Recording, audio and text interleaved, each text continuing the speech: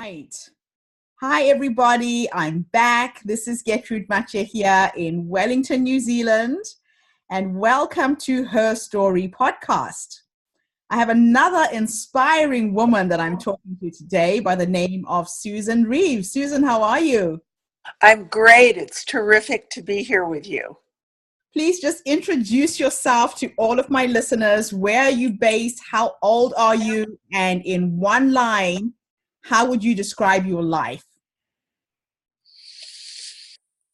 My name is Susan Reeve. I am 69 years old, about 5 months away from being 70.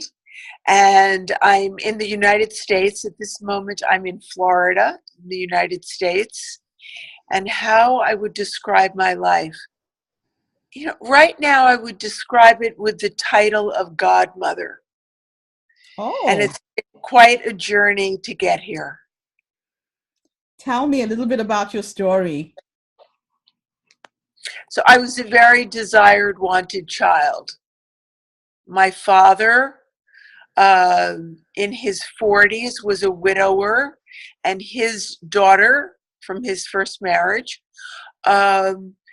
developed severe rheumatoid arthritis. My mother's story was with a young child, her husband, who she had been engaged to for years before they got married, deserted them. And a lot of drama in my family. So my parents meet one another. They get married within 6 weeks, and I'm born, about a year or so later. And so I was a very desired, very loved child. When I was 3 years old, my mother went into the hospital for a hysterectomy. And at that time, you could easily be in the hospital for 2 weeks. My sisters were a lot older, and so they'd be gone all during the day. And my dad was gone working all during the day. So my parents decided it would be best if they sent me to my grandparents, who I knew and who I loved. And so here I am, 3 years old, and my grandfather comes the day my mom's going into the hospital. And we go down to the hospital, and I grew up in Manhattan, New York, an enormous city, medical center, really, really big place. I'd probably never been in one before. And, I'm real little, and my mother's bending down, crying, kissing me goodbye, and I don't know what's going on. My grandfather takes me to his house, where I'd been many times before, but I'd never been away from my family for a single night. And so it was, scary to me. I withdrew. I stopped talking. I wouldn't eat. And the first night I was there, it was time to go to bed. My grandmother walked into the bathroom with me, and then she walked out, and I jumped down and I turned on the faucet, because in my house, my mom every night, as far back as my memory went, would take me into the bathroom before bedtime, brush my teeth, and get me on the toilet and turn on the water to help me pee. So I had turned on the water and quickly got back on the toilet, and probably had my pajama bottoms along my ankles as this little 3-year-old is running. And my grandmother comes in and says, "Oh, you don't need the water on," and turns it off. And I literally felt myself disappear. I don't remember anything after that except being back at home. So they didn't know what to do with me. I used to sing and dance around my grandparents. I was clearly going to be their last grandchild. And I got back home, and years later, and decades later, I was talking with my mother about that time, and she said, a different child came back. She said, that was a mistake. And it just made a huge impact on me because I internalized it. Well, I didn't have the words for it at the time, as there was something wrong with me, that I was sent away. And part of what's important to me about this story, it's not a horrific story of abuse. I mean, this was out of an act of love that Yes. my parents chose to do this. And yet I internalized it as, I'm not loved, there's something wrong with me, I'm not enough, I'm not worthy. My particular version turned into, I'm too fat, and I actually was quite thin, that I wasn't pretty, and that boys didn't like me. That one came on later. But that's what that experience is. And often there are people, particularly women, who, when they feel that same sense of unworthiness, there's almost some guilt with it if they haven't had a horrific story. Yes. And when one of my books came out and I told the story that I just told about my, that early wound, that really opened my heart to learn about love. That did not happen overnight. So it's quite a journey by the sound of it. Yeah, it's been, but I was doing this reading for my book, The Inspired Life, and I told that story, and this woman that was at the reading was annoyed with me. She said, well, and proceeded to say some things about her terrible, terrible childhood and then illness, and how could I be complaining?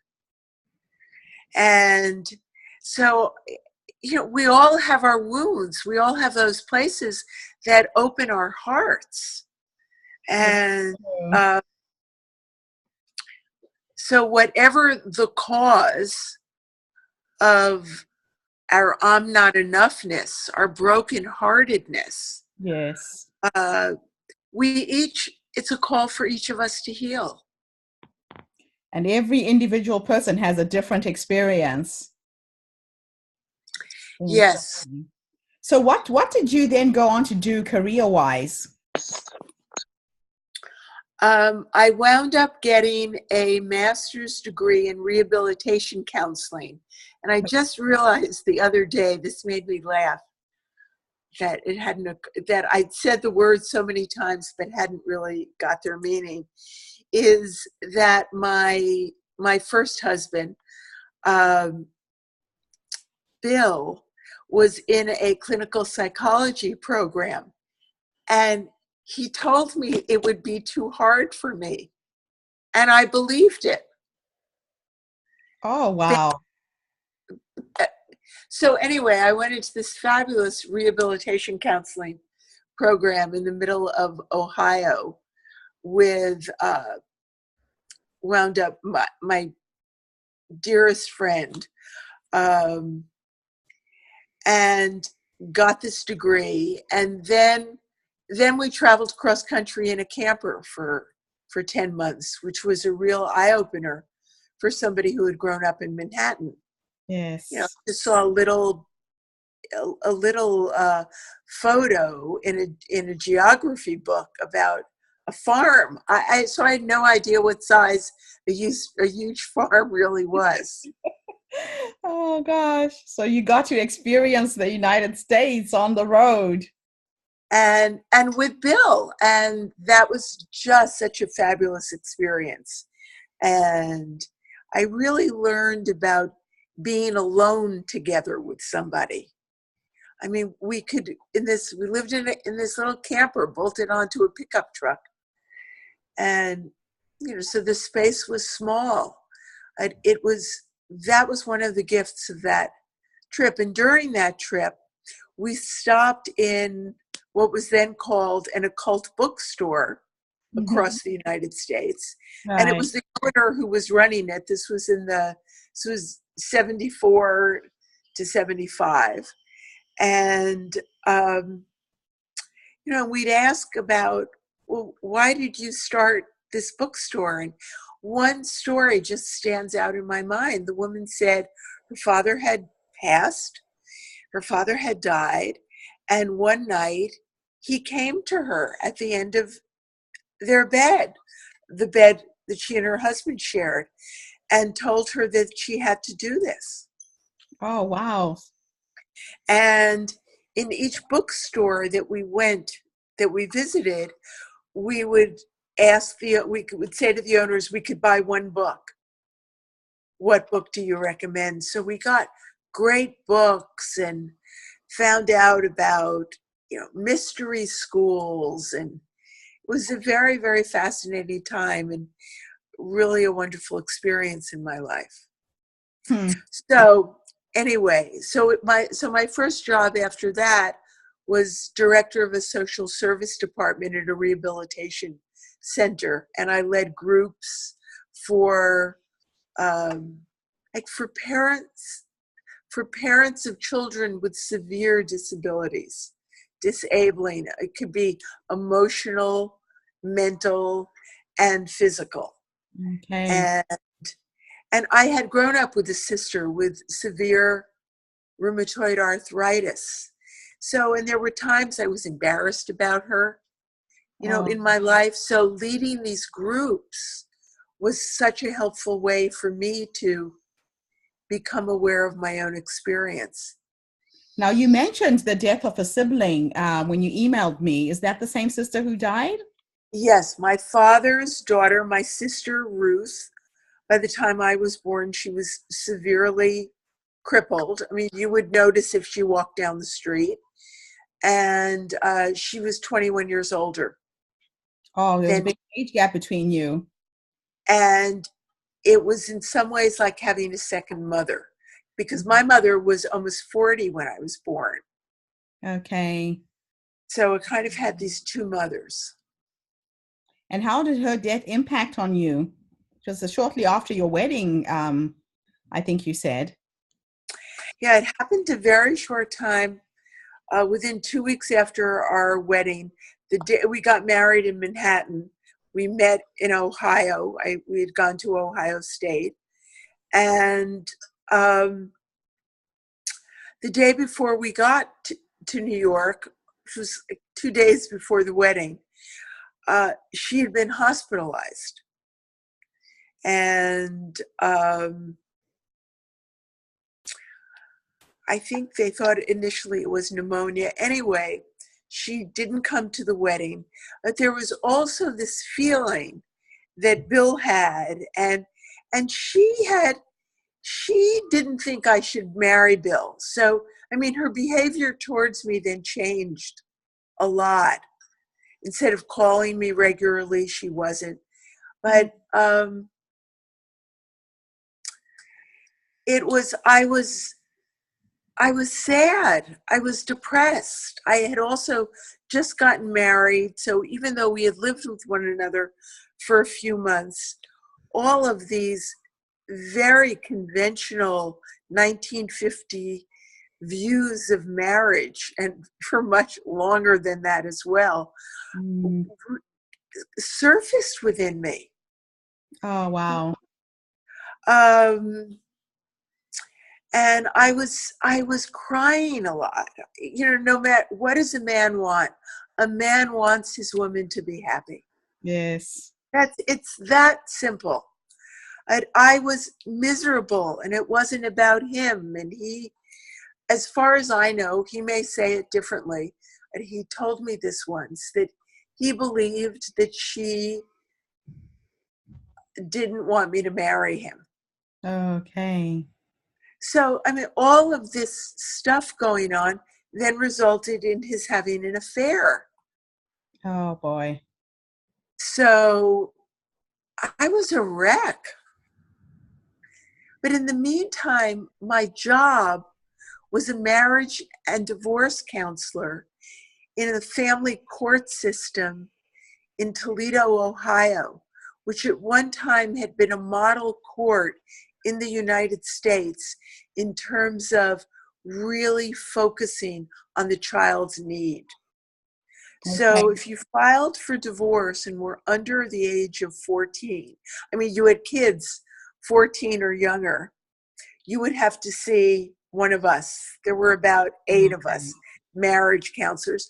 Well, I was 23 years old. What did I know about marriage? You had just I was started. married, and then they're telling me there's sex problems. And maybe there was a paragraph about that in a psychology book I studied when I was in college. So I was both curious and what the fuck Very do I naive. say? Oh, wow. So yeah, that was a very challenging time. And now he's a wonderful cheerleader in my life. Oh, that's fantastic. So just to Yeah. wind up, tell me a little bit about your upcoming book. I know you're releasing a new book. What is that about? Let's see. I'm going to hold it up for a moment. Oh, great. You've got It a copy. it is called Heart Healing: The Mhm. Power of Forgiveness to Heal a Broken Heart. And the first part of the book is my story from May 2017 to May 2018. Because after I wrote the manuscript, the man I lived with and was very much in love with, and still hold in a very loving place in my heart, was in China because he loves China, loves tea. And he wrote me an email. Oh, he was there because we were going to travel there during this year. Okay. At 5 days before he came home, he sent me an email that said, "This is my dream, not our dream. I've loved our time being together. But I'll be home in 5 days. I think it's best if you're not in my house." Oh, Yeah, so that was a big shock. So that story is now included in the book of my own journey in healing. And it's, it's so important that we pay attention to our hearts. And for years, for decades, mine was locked away. That was one of the impacts of the experience that I had when I was 3. okay. Um, and so we all have ways, and some of us keep our heart closed, Mm, and for some of us, our hearts are broken. We're so attached to the story yeah. of the hurt that we keep feeding that particular wolf. Hmm. And then there's the opportunity to feel the feelings and really get, like, I mean, I've been invited intimately into people's, thousands and thousands of people have shared their individual stories with me. Hmm. And because I'm educated and because I'm also very curious, I've been invited into many, many different worlds. And I really get that we're all pushing the same rock, that we're not enough. And this book is about healing our hearts. I liken it to, you have, heart attacks. The arteries get clogged. Mm. Well, if our energy is blocked because of old wounds, Yes. and yes, it is going to hurt when we call love into our life. It's going to that light is going to bump up against that place. Yes. And depending how attached we are to it and how afraid we are to allow that energy out, so we get clogged up. And this is, I share my story, and it I'm someone who at age 14 wrote in my journal, wherever this came from then, literally out of the blue, what would the world be like if everybody loved themselves? Mm. You So it's know, all I, about self-love. So to yeah, wind up, what would you say to another woman who is in the same position you were in when this happened to you? How would you help them get out of this? two things. First, I'd say start writing whatever you want to write in a journal. And if that's a difficult task for you, do the suggestion from the Artist's Way, which is 15 minutes of writing each day. And you can even write during that 15 minutes, I don't know what to write now. It's simply allow the flow. You never have to read it again. You can read it again. Simply to get into that practice. That's one part. And the next is to connect with a woman's circle and listen to other people's stories. Mm-hmm. And you'll see that you're not alone. That place where you feel your deepest wounds, that place that you have shame about and somehow use it against yourself, that's, while my circumstance is different than yours, that inner realm, which really informs everything else, is it's an important dimension of being human to get to know. Mm. Wow. Thank you. Thank you. Thank you so much for this interview. That's some You're so welcome. powerful knowledge. Thank you so much. You're so welcome. And so